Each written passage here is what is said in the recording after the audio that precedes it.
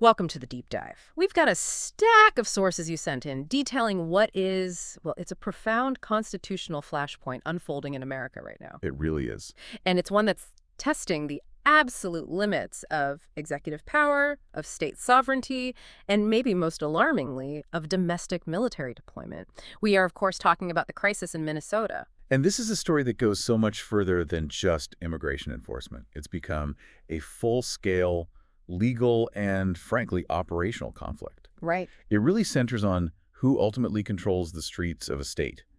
Can the federal government use, overwhelming force, even the threat of the active duty military, to punish state leaders who just disagree with federal policy? And here's where it gets, truly fascinating. This whole thing stems from a federal immigration crackdown, but it's just spiraled. Yeah. It's spiraled into an explicit threat from President Trump to invoke the Insurrection Act. And he's declared a, quote, day of reckoning and retribution for Minnesota. That language alone tells you we are far outside the bounds of normal political disagreement.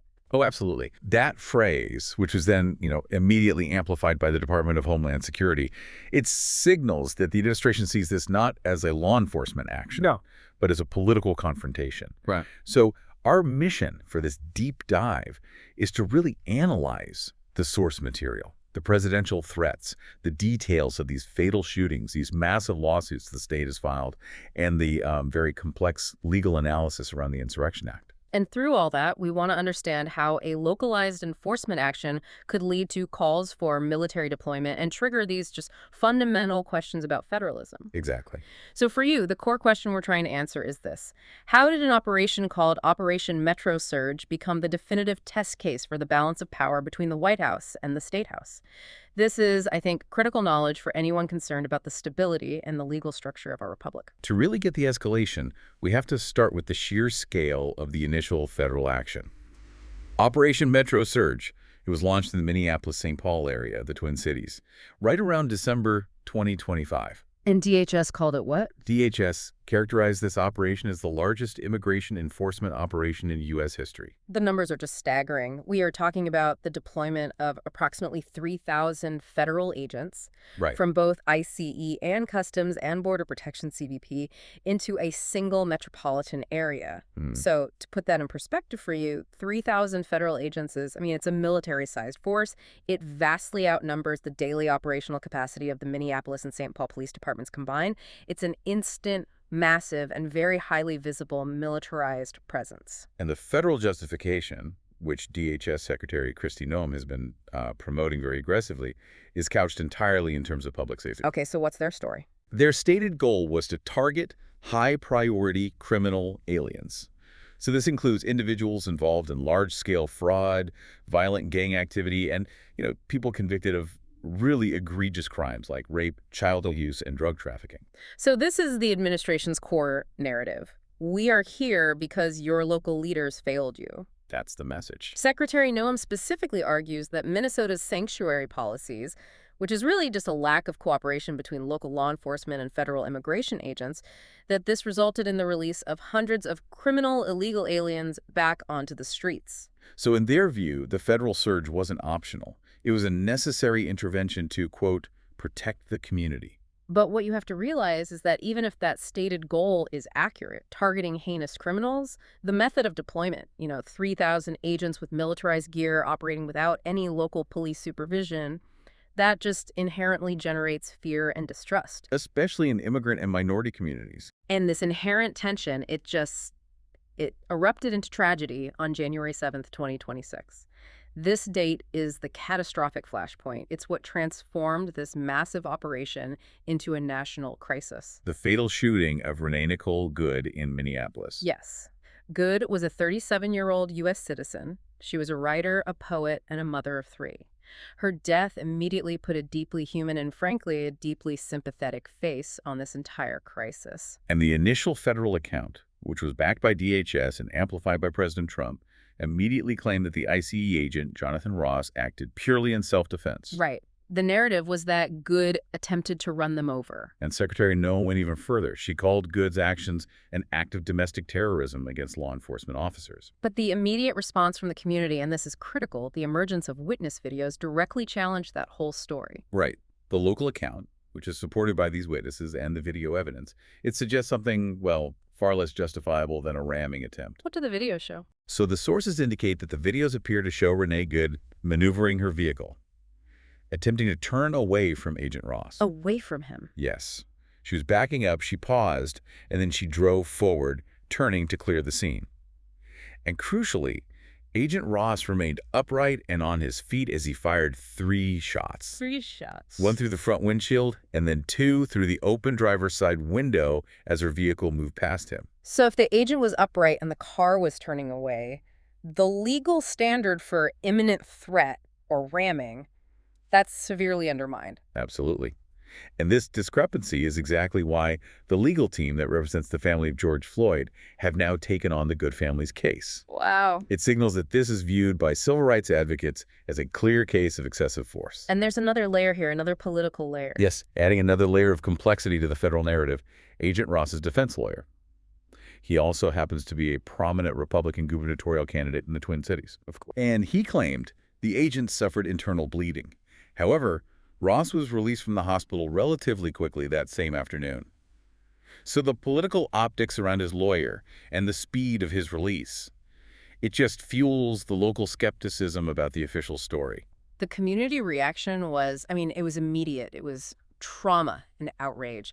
We saw widespread, continuous protests, not just in the Twin Cities, but in cities across the country, Portland, Chicago, Philadelphia. All demanding accountability. For what they see as a federal execution of an American citizen. And the chaos just immediately impacted the most vulnerable parts of the community.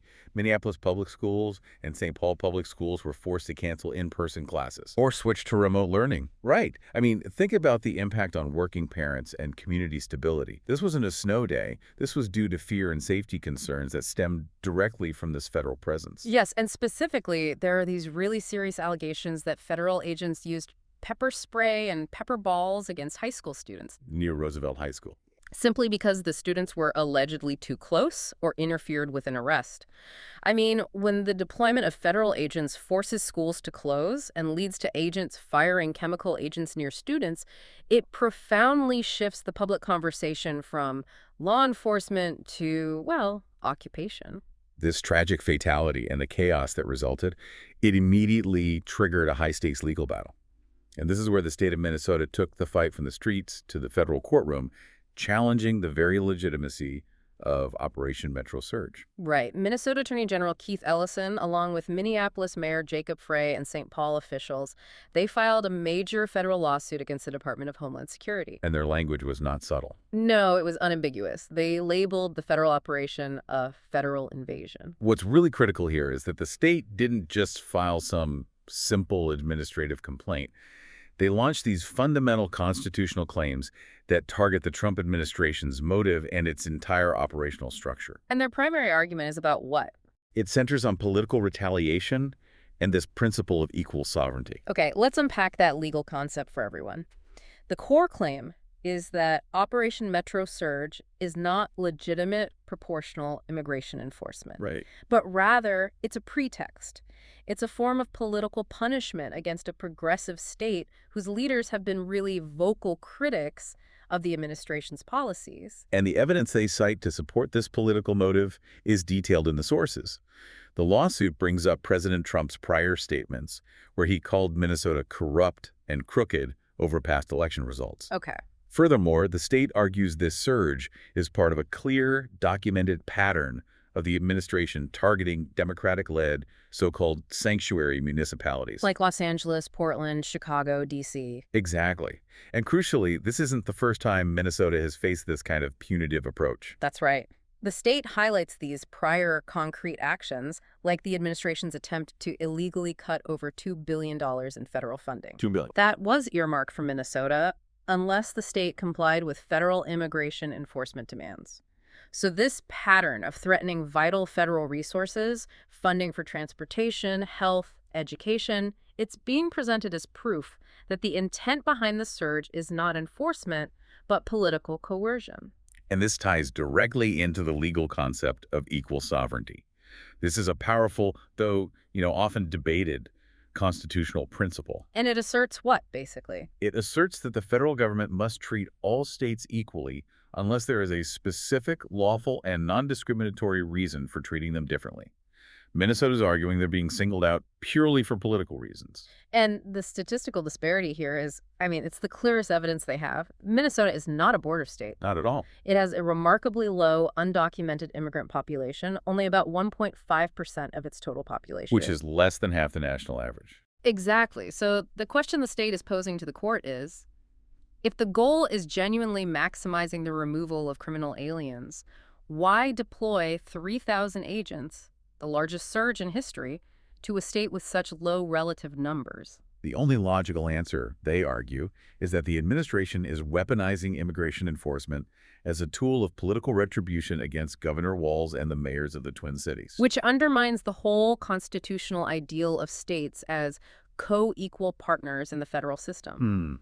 So if the equal sovereignty argument attacks the motive of the federal government, the second major constitutional claim attacks their actions on the ground. Right, the argument against federal commandeering, which is rooted in the 10th Amendment. Okay, so commandeering, in simple terms, what does that mean? It means the federal government cannot force states or local entities to enforce federal law or, dedicate their own resources to federal interests.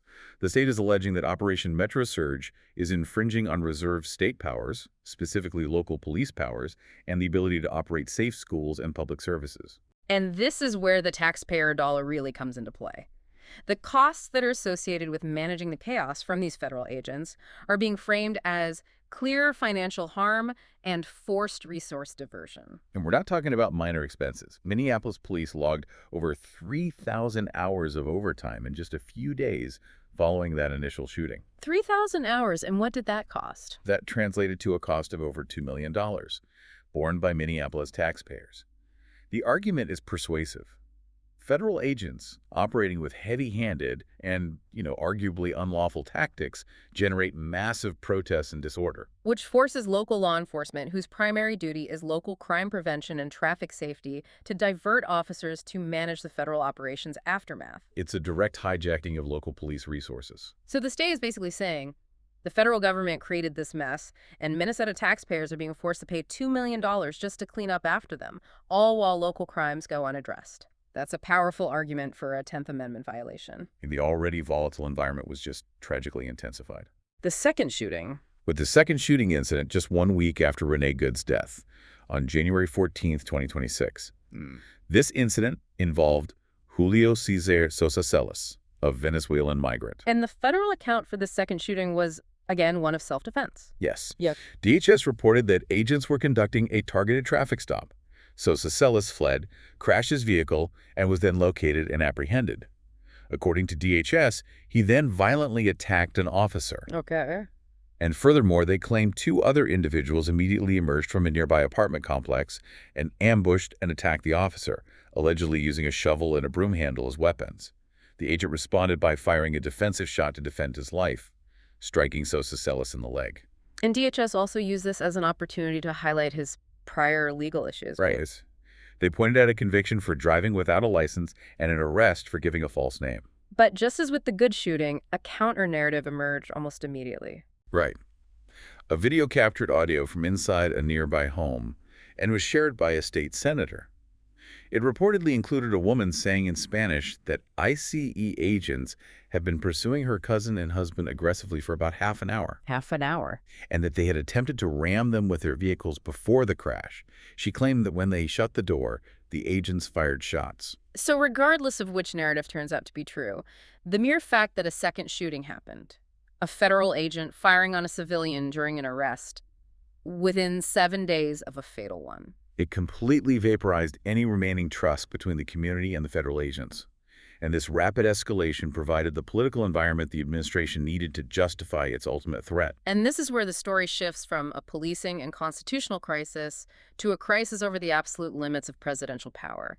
The sustained anger and protest, made worse by 2 shootings in 1 week, gave the president the political justification he needed to threaten what some legal scholars call the nuclear option. Deploying the U.S. military on American soil. We are talking about the Insurrection Act of 1807. The threat was explicit and direct. If Minnesota politicians did not stop the professional agitators and insurrectionists from attacking ICE agents, who the president called patriots, he would institute the Insurrection Act. The gravity of this threat really cannot be overstated. This is a centuries-old law, it's rarely used, and it grants the president the most sweeping domestic military authority imaginable. The power to deploy the U.S. military or federalized state National Guard units for domestic law enforcement, completely bypassing civilian state authority. And it's crucial for you to understand the three main sections of this act, because the administration's legal argument really hinges on two of them. Okay, so let's break down the mechanics here. So Section 251, this is the traditional sort of collaborative path. It permits the president to deploy troops only if requested by a state legislature or the governor to suppress an internal insurrection. Which is clearly not the case here. Not at all. Governor Walz hasn't just rejected this. He's explicitly called the federal surge an occupation and demanded that federal agents leave. So the president has to rely on the unilateral sections, which dramatically expand his power over the objections of state authorities. Precisely. The first unilateral option is Section 252. This allows the president to deploy forces whenever he determines that, and I'm quoting here, unlawful obstructions, combinations, or assemblages or rebellion against the authority of the United States make it impracticable to enforce the laws of the United States. Impracticable to enforce the laws. That's the key phrase. It is. And what federal laws are they claiming are impracticable to enforce? Immigration law. The administration is essentially arguing that the protests, combined with the hostile, non-cooperative stance of Governor Walz and the mayors, constitute unlawful obstructions that prevent ICE from enforcing federal immigration statutes. So in their view, this non-cooperation is equivalent to an insurrection. That's the argument, that it's preventing federal authority from functioning. That interpretation equating political disagreement and civil protest with a rebellion that makes federal law enforcement impossible, that's where the constitutional crisis truly flares up. It is. It seems to give the president just carte blanche to define the emergency himself. It does. And the other unilateral section is Section 253. This allows deployment to suppress any insurrection or conspiracy that obstructs federal law or violates constitutional rights when states fail to protect those rights. So they could try to frame the protests and threats against ICE agents as a violation of the agents' own constitutional rights. Or as a conspiracy to obstruct federal function. Yes. And this stance has been backed up by just incredibly intense rhetoric from high-level officials. We saw Deputy Attorney General Todd Blanche characterize the unrest in Minnesota as an insurrection. And he took the unprecedented step of publicly accusing elected state officials, Governor Walz and Mayor Frey, of terrorism. And he promised to stop them by whatever means necessary. When a high-ranking Department of Justice official accuses sitting elected state leaders of terrorism, the situation has moved completely out of the realm of normal political discourse. It's in the territory of existential conflict between governments. And DHS Secretary Noem supported this, publicly confirming that President Trump has the inherent right to invoke the Insurrection Act whenever he deems it necessary. This drew immediate fire from legal experts. Oh, immediately. Critics argue vehemently that there is no legal legitimate basis for invoking the act. They stress that the situation, while tense and chaotic, is not remotely close to the legal standard required. It's not a total breakdown of law enforcement or a catastrophic rebellion. Right, not one threatening the existence of the government. And Attorney General Ellison was equally swift, vowing that the state would immediately challenge any invocation of the Insurrection Act in court. Which sets up this potential scenario where a sitting president could deploy the military against a state only to have that deployment challenged and potentially halted by a federal judge. And the historical context here is just sobering. Unilateral invocation deploying troops over the objection of state authorities, as is being threatened here, it's only occurred 5 times in the last 130 years. And those instances were almost exclusively during the civil rights era. To ensure state actors complied with explicit federal court orders enforcing integration and voting rights. And crucially, the last time the act was invoked, in 1992 during the LA riots, it was at the request of local authorities. Right. That's the key difference. This unilateral deployment against the direct wishes of the state is what makes the Minnesota threat so potentially groundbreaking and, frankly, terrifying for the principle of federalism. And we have to revisit the administration's recent history on this. President Trump threatened to use the Insurrection Act during the 2020 George Floyd protests. And even more relevant, just months ago, the administration tried to deploy National Guard troops to Chicago during Operation Midway Blitz. Yes, that's a vital connection point. The Chicago deployment was challenged in court and was ultimately blocked by the Supreme Court using a separate statute. About the limits on the president's ability to repurpose the Guard over a governor's objection. That court loss forced the administration to withdraw those troops, but President Trump vowed at the time to send troops in a much different and stronger form. And the threat to invoke the Insurrection Act against Minnesota appears to be that promised stronger form. It suggests the administration is actively seeking a legal pathway to deploy forces unimpeded by state governance or judicial review. Okay, let's shift the focus now from the high-level legal theory to the palpable real-world impact on the people who are living in the Twin Cities. What does this massive federal presence, combined with this constitutional crisis, what does it mean for community safety, for civil liberties, for the local economy? The effects are, well, they're devastatingly clear, particularly within the immigrant and minority communities that are the focus of this surge. We're seeing both economic collapse and widespread civil rights abuses alleged in the lawsuits. Let's start with the economic damage. Customer-facing businesses, particularly these small, independent shops in the Latino and Somali corridors. Key parts of the Twin Cities local economy. They've seen massive and sustained decreases in revenue. We're talking about drops ranging from 50 to 80%. And this is a direct measure of community fear. When 3,000 armed, often masked federal agents are conducting daily sweeps, traffic stops, aggressive arrests, customers and employees are simply afraid to leave their homes or go to these places. Right. Reports suggest that as much as 80% of immigrant businesses in certain corridors have been forced to close entirely. 80%. Due to the loss of foot traffic and the risk of being caught in an enforcement action. This is an economic emergency. It's impacting the working class and small business owners who rely on daily commerce to survive. And that fear is rooted in the very real threat of racial profiling and unlawful detention, which forms the basis of the second major legal action here. The class action lawsuit filed by the ACLU, Hussein v. Noam. This lawsuit is a powerful defense of the 4th and 14th Amendments.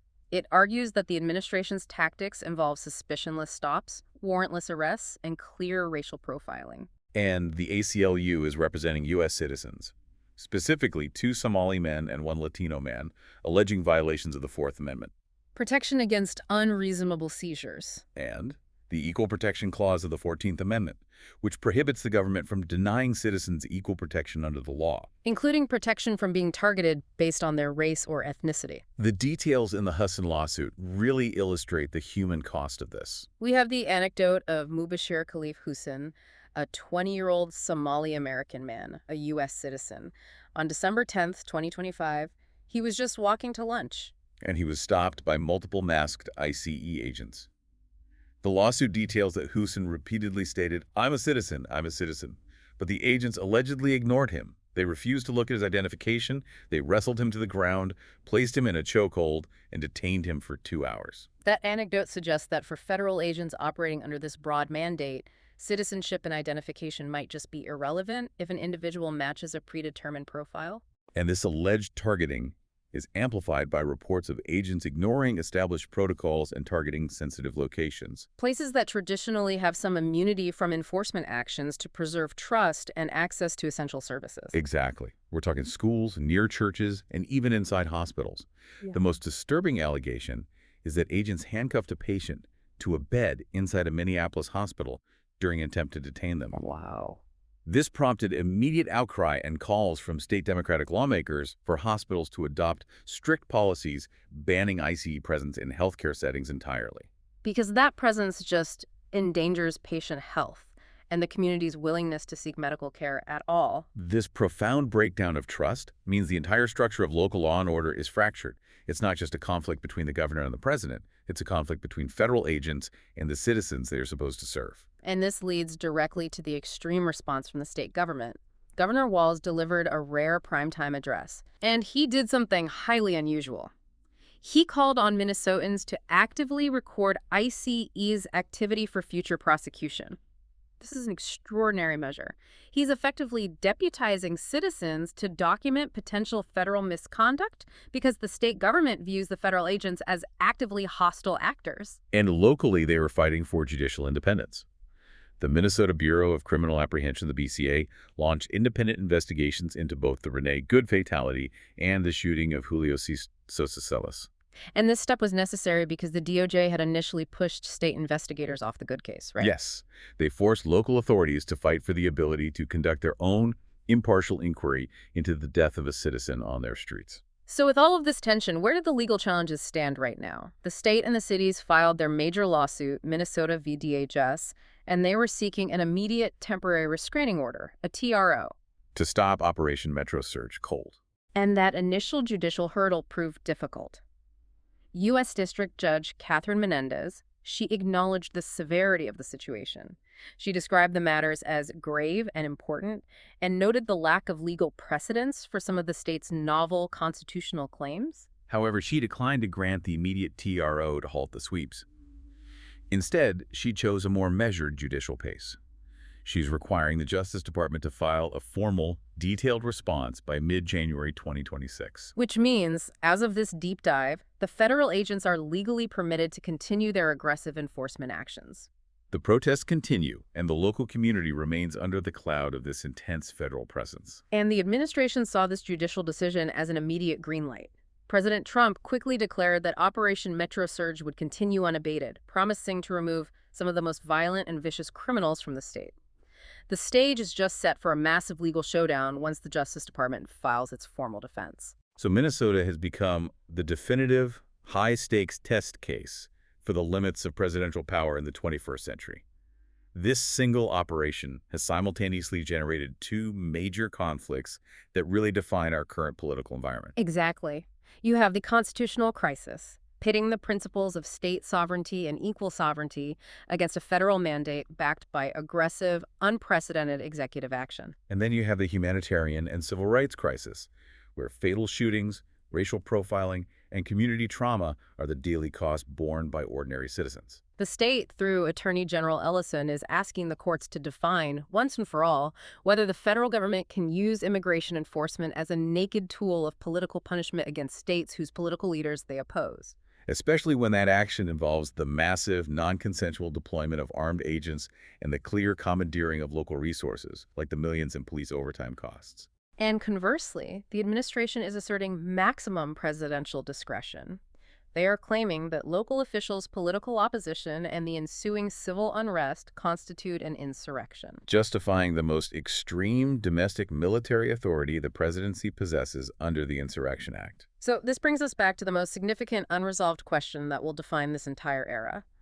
When you're faced with the threat of active-duty military deployment to American streets, over the fierce objections of a state governor and attorney general, will the courts accept the president's broad, unilateral discretion to define a situation as an insurrection? The Insurrection Act was designed for true, catastrophic breakdowns of governance. For internal rebellions that threaten the survival of the Union. If the courts endorse the presidential claim that protests and the lack of state cooperation in immigration enforcement meet that standard, it will fundamentally redefine the balance of federal and state power for a generation. It would set an extraordinarily dangerous precedent, allowing future executives to just bypass local governance anytime they face political opposition. So the next time you hear news from the Twin Cities, you should remember this.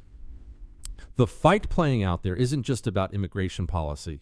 It is a fundamental battle over the constitutional limits of federal power and whether the president can unilaterally deploy the military against a state simply because he disagrees with its politics. That outcome will determine the scope of checks and balances in our country moving forward.